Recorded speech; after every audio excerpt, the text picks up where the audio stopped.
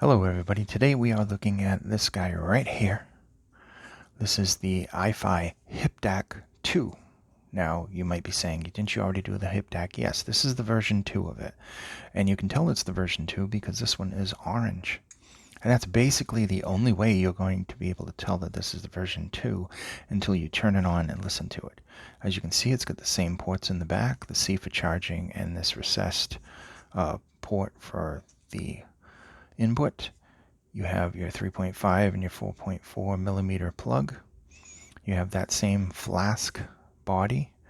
The buttons now are kind of a gunmetal. Some say silver, but that's actually gunmetal. At least in my opinion, it's gunmetal. It's got the same writing on it. Right here, where you can see your power match, your X base, your power on and off, and volume, your balanced, and your single-ended, which they call it single-ended balanced. And it's got the little writing, hip-dac-2. And that's basically it. There's no buttons on the side. This thing is thin. Let me get a phone over here so we can see this is a thin phone. It's a Motorola. Is this the Stylus one? Yeah, this is the Stylus. And you can see here, we can match it right up to the bottom. I could still use the fingerprint sensor very well. And the camera array is still there, so it doesn't interfere. And you can just stick this on the back with some bands, and you're good to go. And I'll just put that back. Same thing on other phones. Even the Samsung phone that I have, the fingerprint sensor is on the screen on the Samsung phone, so it definitely doesn't interfere with that. But most phones, it'll fit on it perfectly. This is just the perfect size. If I was thinking of a portable, this in the Q3 would be literally the perfect size to take with you and travel. And it's not that I don't appreciate things like the X2 and this guy back here, the Tri. This thing is just so small though. You can fit this literally in one pocket with the phone and the cables, and you're good to go. Your ports are sticking out at the top. You turn it on and off. You can adjust the volume in your pocket, and you just press the buttons. You have everything you need right at your fingertips. Works out well. Now, what's new with this? What's new with this is the internals and obviously the color. Now, the internals make it much different than what the other one was. Now, you still got that sound signature, and we'll get in that in just a minute, but I want to just show you. Basically, the same accessories come with it. You get your assortment of little cables, this one being an A to C. This one goes into the recessed, and it's a C. And then you get this male to female A. And you also get your warranty information, a quick start guide, and the little rubber feet if you want to put it on them to basically, put it wherever you need to put it without hitting the camera like I just did. That said, I'm going to put that stuff off to the side for now. Now, I use this with a variety of products. People a lot of times they want to know what did you use it with. Hi-Fi Man Anandas, Apple's Caspians, Barodynamic DT990, and what else? The Edifier H880s,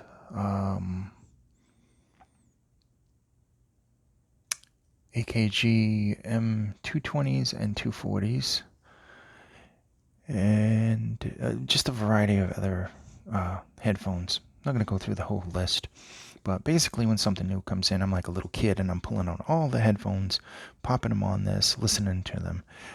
Sometimes I try wired connection with wireless headphones because I got some wireless that are like really good, like the clear flows and stuff like that. They have the Circum ironless magnetic drivers, really cool headphones.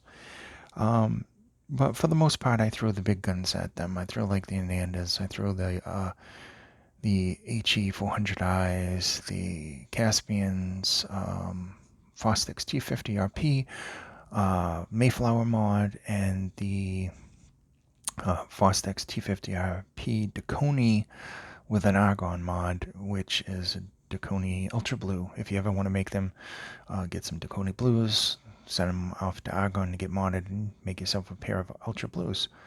They got thicker pads on them. They got the sheepskin pads from Deconi on them, and they have the headband from, I don't know where the headband came from, to be quite honest. I think it was ZMF. I'm not 100% sure. But, yeah, so I threw all kinds of full size with them. Now that's important because we know this is going to drive IEMs. Now, there is a little bit of ground noise with balanced armature IEMs and very sensitive IEMs. Now, that said, that goes away. There's just a little bit of the hissing there, and it goes away, even using the IE match, because they're sensitive IEMs. But that's not a problem, because once the music starts playing, you don't really hear any of that unless there's dead silence. So it did well with most IEMs. One particular IEM that really goes good with this is the Beeline. I had this with the other original hip-dac. I love it with this hip-dac. These Beelines are just so good. The just overall sound of them, they're highly underrated. Highly. Now, we used a bunch of IEMs. I'm not going to go through the whole list. We got the T2 Evo. We got the P1 from Tin. The Humies, the Spring and Summer. I did not get the Autumn yet. I'm hoping to get the Autumn. I haven't heard anything about that. If I do, you'll be the first to know. NF Audio used. What else? The Plumes and the Emeralds from CCZ. A whole bunch of KZs, a whole bunch of CCSs. Metal or Waves, which are extremely expensive and very dynamic sounding. What else? Duno Studios, Tenchim Hannahs, and just a whole bunch of whatever's lying around. I just grab and throw at these, and I'll do a listening session for an hour or so. So it takes me some time sometimes because I want to listen to it for a little while. I'm not going to pop a video out the first week. I'm not going to listen to these for a week and then tell you this is my opinion. I want to enjoy using this. That's the whole reason why I do this, is because I want to enjoy these products. I want to listen to them, and then I want to pass that on to you, my experiences with this. So just for reference, every time something's tested, it's not tested with one or two things.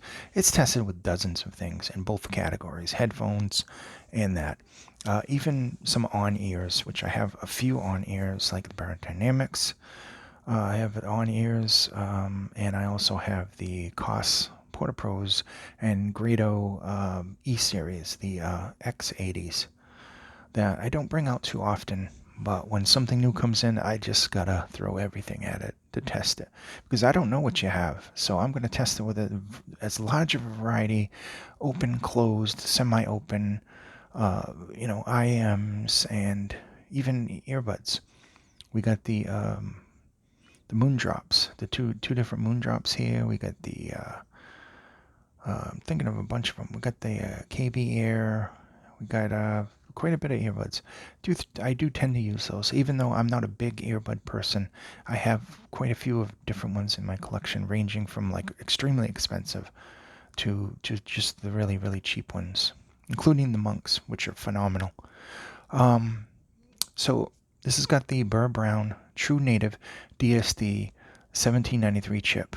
It's got a new Exmos 16-core chip in it, which is said to be, I think they said it's 4 times the speed of the other one. So it's very, very powerful. It's got a lot more memory and power to it. So we also know that this actually decodes MQA fully. Now, the other one just rendered MQA. This one fully decodes MQA like a much more expensive unit would. It goes all the way up to MQA 384. So that's really good. It does DSD up to 256, quad, double, and single speed. PCM, DXD, all of the formats it does. Like we said, it's got a 3.5 millimeter jack and a 4.4 like the other one. Let's get into some of the power here. Now, the power on this balanced, that's using the 4.4 jack, is 400 milliwatts at 32 ohms and 6.3 volts at 600 ohms. Unbalanced, which it actually says S-balanced, the single-ended is 280 milliwatts at 32 ohms and 3.2 volts at 600 ohms. So it's got decent power for a little thing. I had the battery size over here, but I'm actually not seeing it. It does get about 7 to 8 hours. That's depending if you're using really high files and, full-size headphones. That obviously will change the amount of time that you get with this. But overall, this thing has some power, some clarity, some really good features. Getting into the sound signature. Of course, it still has the kind of that analogish sound that iFi is known for. It's very nice. It's very tube-like. There's some warmth there. Bass sounds really good. It's got some excellent details there and speed. Very, very good depth. The notes are definitely have some nice weight and some good punch to the bass overall. Moving into the mids are very clear. They definitely are smooth. They got some really nice emotion to them, especially the vocals. Definitely good mids. A little bit better on this. There's a little bit more airiness to the mids on this than the original one. The high frequencies are very detailed as well. Some good sparkle. They definitely have some airiness, and they don't get harsh, which is excellent. Soundstage on this is a little better than the other hip-dac, but it's still in the average. It's not overly wide, and it's definitely not intimate, so that's good there. Overall, this one presents with a little bit more detail, a little bit more crispness than the original. So, that said, the excellent build quality, really good power for something this small, nice and portable, and just overall, it's a great device. You get a mix of power and clarity and portability, so it just ticks all the right boxes. Somebody that's like heavy into like the audiophile game, they may not appreciate this, so I would think this would be targeted more to budget-minded people, beginners who are just starting in this. If you already have the hip-dac, then I don't know if you should invest the money in this if you already have a hip-dac. But there are some noticeable differences with this, and there are definitely much better internals in this one than the original one. But the original one you probably get at a bargain now, so keep that in mind. Overall, I highly like this. I would highly recommend this. It did an excellent job. It's got excellent battery life. It definitely can fit in the pocket. I love the way it just gets in there, and I can just touch all the buttons and everything without having to even take it out. They did a really good job with the design, and I can understand why they didn't change it for this one. They just kept it the same and just changed out the colors so it could be distinguished from the original one. But overall, it's good. I really do like it. Now we're going to be hitting the 15-minute mark, so that in a nutshell, I really, really do like this. It's got everything that the original had with some very minor improvements and some really large improvements on the internals. So if you're wondering why it jumped up in price, it's because the internals are far better on this. Overall, I like it. I would definitely recommend it. As a matter of fact, in the under $200 portables, this is definitely my pick, and we'll be doing a Christmas video. I want to get a Christmas video out. I was too busy to actually get the sales video out for Black Friday. I had it all planned out and everything, but I just got swamped with other things off to the side.